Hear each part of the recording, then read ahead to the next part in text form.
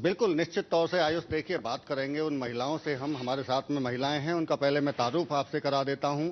ईसा गुलाटी हैं, Mrs India universe हैं, ये 2018 की, उनसे बात करेंगे। इसके साथ साथ में हमारे साथ में कविता सिंघल हैं, जो नारी उत्थान को लेकर कई एनजीओ चलाती हैं, उनसे बात करेंगे। लेकिन इसके साथ साथ में हम देखिए, अगर दूसरी तरफ मैं आपको दिखाऊं तो ये निधि अग्रवाल है, एस्ट्रोलॉजर हैं। इसके साथ साथ में एक साईं धाम स्कूल जहां 400 बच्चों को फ्री पढ़ाया जाता है, उनकी प्रिंसिपल हैं बीनू शर्मा। इनसे तमाम ये महिलाएं हैं, इनसे बात करेंगे, चूंकि कहीं ना कहीं संघर्ष और एक चुनौती और इनकी क्या कहानी रही है। शुरुआत कर लेते हैं ईसा गुलाटी से। एक बड़ा नेतृत्व आपने भारत का किया है 2018 में, किस तरह से देखती हैं इंटरनेशनल वुमेन्स डे को आप? मेरे हिसाब से इंटरनेशनल वुमेन्स डे का मतलब है कि आज एक स्पेशल डे है, सब महिलाओं के लिए एक बहुत ही अच्छा दिन है और मैं एक बहुत अच्छा संदेश देना चाहती हूँ भारत की महिलाओं को। अगर आप देखेंगे, आज 10 में से 7 महिलाएं ऐसी हैं जो कि डिप्रेशन और एंजाइटी जैसी प्रॉब्लम से जूझ रही हैं। तो मेरा एक सिंपल सा मैसेज है, आपके मन में जो भी बात है, जिस तरीके की बात है, आपको वो कैसी भी लगती है, सही लगती है, गलत लगती है, आप उसको सामने रखिए, उसको अपने मन के अंदर मत रखिए। तो सबसे पहले आपका जो है ये सबसे बड़ी प्रॉब्लम जिसे हम डिप्रेशन बोलते हैं, उसका एक छोटे से सॉल्यूशन के साथ समाधान बहुत बड़ा निकल आएगा। तो आई थिंक इस दिन पर मैं ये छोटा सा मैसेज देना चाहती हूँ और बहुत बहुत बहुत शुभकामनाएं भारत में जितनी भी ऐसी महिलाएं हैं जो कि बहुत बहुत अच्छा कर रही हैं। मेरी तरफ से बहुत बहुत शुभकामनाएं सबको। शुभकामनाएं। कविता सिंघल जी, आप चूंकि नारी उत्थान के लिए काम करती हैं, संघर्ष कितना है जो अंतिम छोर की जो महिलाएं हैं या लड़कियां हैं? जी, सबसे पहले तो मैं अंतर्राष्ट्रीय महिला दिवस पर सभी अपनी महिला साथियों को बहुत बहुत बधाई देती हूँ। और मैं अपनी महिला साथियों से यही कहना चाहूँगी कि जैसे हम सभी जानते हैं कि पहले सभी महिलाओं को अबला और बड़ी ऐसे समझाता था कि नहीं, ये कुछ नहीं कर सकती, इन्हें घर में ही रहना चाहिए। लेकिन अब वो उन महिलाओं का स्वरूप धीरे धीरे बदलता जा रहा है।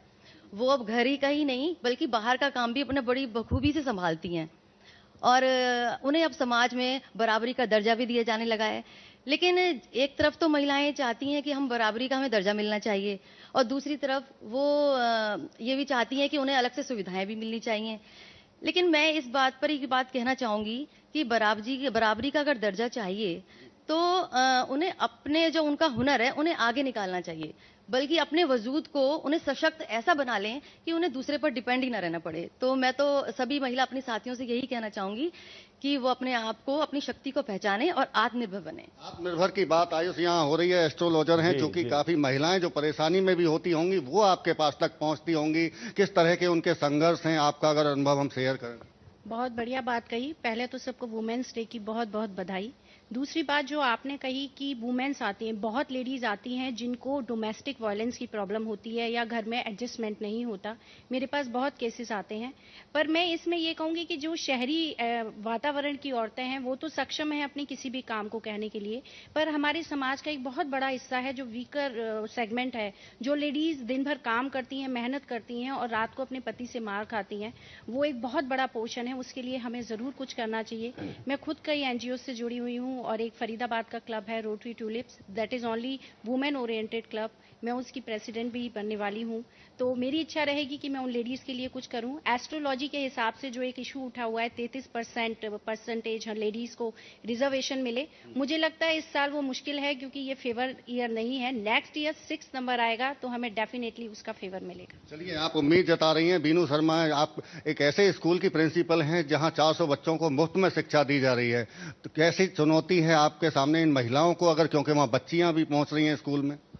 ऐसा है, जैसे मैम ने बताया कि हर महिला को, जो संपन्न महिलाएं उनको तो अधिकार मिल जाता है, लेकिन जो गरीब महिलाएं वो इस अधिकार से वंचित रह जाती हैं। तो मैं जिस विद्यालय में एक प्रिंसिपल के ओहदे से कार्य कर रही हूँ, उसमें वो महिलाएं भी हैं जो गरीब महिलाएं हैं और वो चाहती हैं कि हम भी इस एनजीओ का एक अच्छा मार्ग बने, जिससे कि हम लोग भी आपके साथ कंधे से कंधा मिला सके। और मेरे पास हर बच्चा आता है जिसकी माँ प्रतिदिन, जो मैम ने बताया कि प्रतिदिन वो सुबह अपनी नौकरी करती हैं और शाम को अपने हस्बैंड से पिटती हैं, मतलब आप ये देखिए कि हर महिला बराबर का हकदार मानती है, लेकिन उस गरीब महिला का क्या करें जो बेचारी दिन भर मजदूरी करती है और शाम को आके अपने पति से पिटती है और रात भर सोती नहीं है, फिर सुबह विद्यालय भी बच्चों को भेजना होता है। ये बहुत मुश्किल जो संकट है भारतवर्ष की महिलाओं को, और उसके लिए हमें हमारी सरकार को कुछ करना चाहिए कि हमारे स्कूल में जितनी भी विद्यार्थी पढ़ रहे हैं उनको एजुकेट किया जाए, क्योंकि सबसे इंपॉर्टेंट जो पार्ट है वो है एजुकेशन। अगर एजुकेट महिला एक घर की हो गई तो 100% हमारी ये समस्या खत्म हो जाएगी। और मेरी तरफ से शिरडी साईं बाबा स्कूल साईंधाम की तरफ से सभी महिलाओं को जो संपन्न हैं और जो इस तक नहीं आ पाती उन सभी महिलाओं को आज का अंतर्राष्ट्रीय महिला दिवस की शुभकामनाएं। धन्यवाद। निश्चित तौर से देखिए कहीं ना कहीं चुनौती अभी भी है। जो अंतिम छोर की महिलाएं हैं उनको कहीं ना कहीं आज भी संघर्ष करना पड़ रहा है। एक तरफ जहां जो पूरे देश का मंच पर नेतृत्व करती हैं उनकी भी एक अलग कहानी है, क्योंकि वो भी इसी बात को कह रही हैं कि संघर्ष ये जीवन का हिस्सा है और आत्मनिर्भर बनने की अभी जरूरत है। जी आयुष।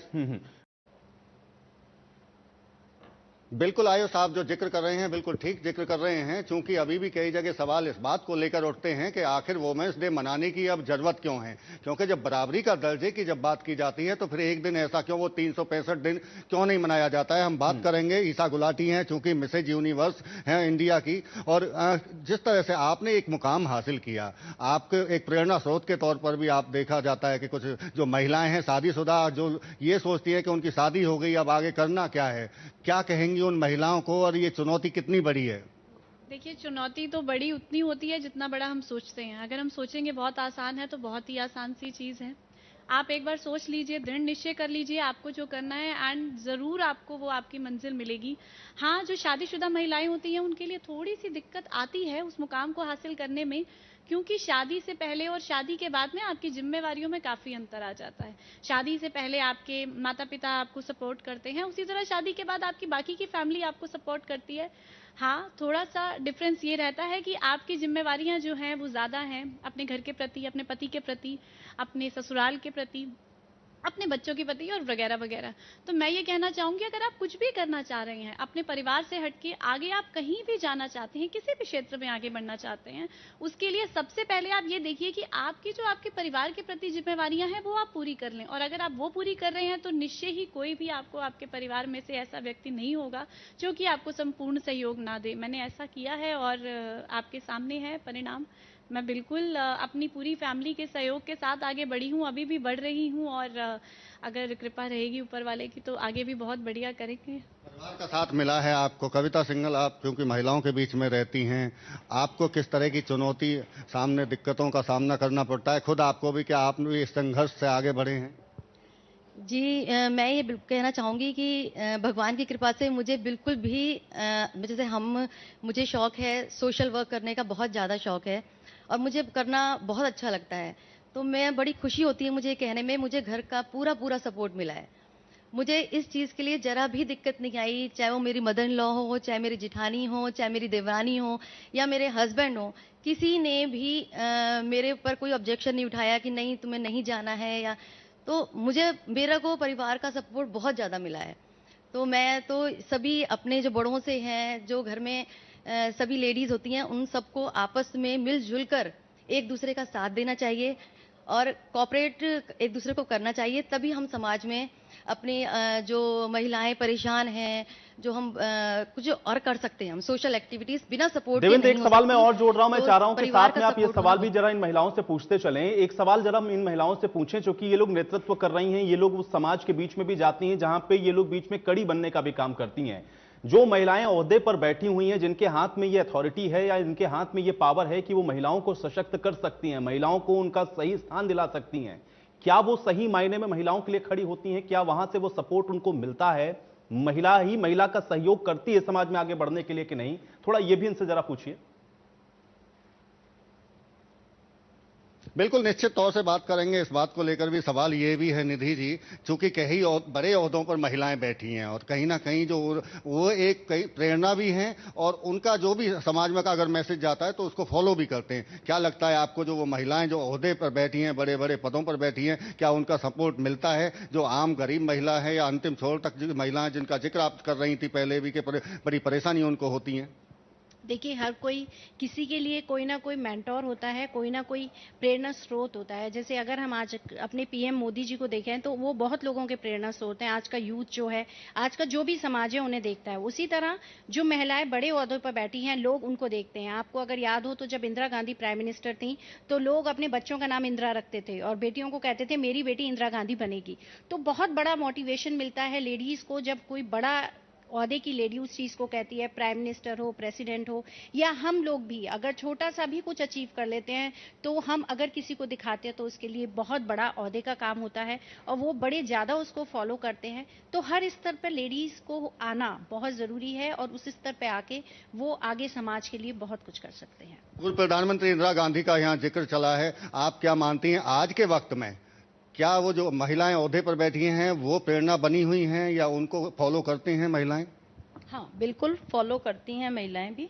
और आज जिस ओहदे पर हम भी बैठे हैं, एक गरीब बच्चों के स्कूल में प्रिंसिपल एज ए कर रहे हैं, तो उसमें मेरे मेंटर हैं मिस्टर मोतीलाल गुप्ता जी, जिन्होंने मुझे हर वक्त ये बोला गया कि बेटा हम लोग मिलके इस गरीब जो समाज है उसको भी ऊपर लेके आएं। और आज हमारे विद्यालय में ऐसी महिलाएं हैं जो अपने संपूर्ण घरों से जुड़ी हुई हैं, लेकिन इस संस्था के साथ वो अपने परिवार को साथ लेकर और समाज की सेवाएं भी कर रही हैं। और यही कारण है कि आज जो स्कूल है, जो शिरडी साईं बाबा स्कूल है, वो भी एक इतने ऊंचे मुकाम तक पहुंच गया है, जो हम भी चाहते हैं कि हमारी जो बच्चियां जिस स्कूल में आज अच्छे समाज में पढ़ रही हैं और चाहते हैं कि वो भी किसी न किसी ऊंचे ओहदे पर पहुंचे।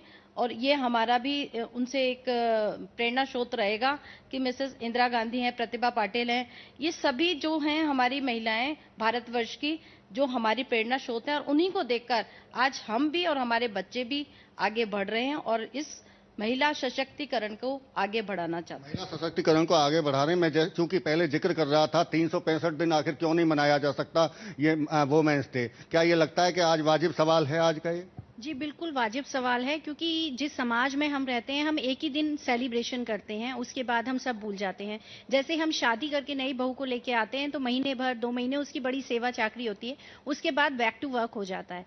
तो हमें उसको उसी तरीके से लेना चाहिए। हम जब इक्वलिटी की बात करते हैं तो इक्वली ही रखना चाहिए, ना आप एक्स्ट्रा प्रिविलेज दें और ना एक्स्ट्रा एक्सपेक्टेशन करें। जब आप उम्मीद भी ज्यादा करते हैं तो दिक्कतें भी होती हैं। मुझे लगता है कि ये 365 दिन ही समान होने चाहिए, एक ही डे स्पेशल कोई मैटर नहीं करता, क्योंकि एक दिन बर्थडे बना के फिर सब भूल जाते हैं, फिर अगली साल उसको मनाते हैं। हमें सभी को साथ लेके चलना है और लेडीज का रिगार्ड, जिस घर में औरतों का सम्मान नहीं होता, हमारे शास्त्र भी कहते हैं वहां समृद्धि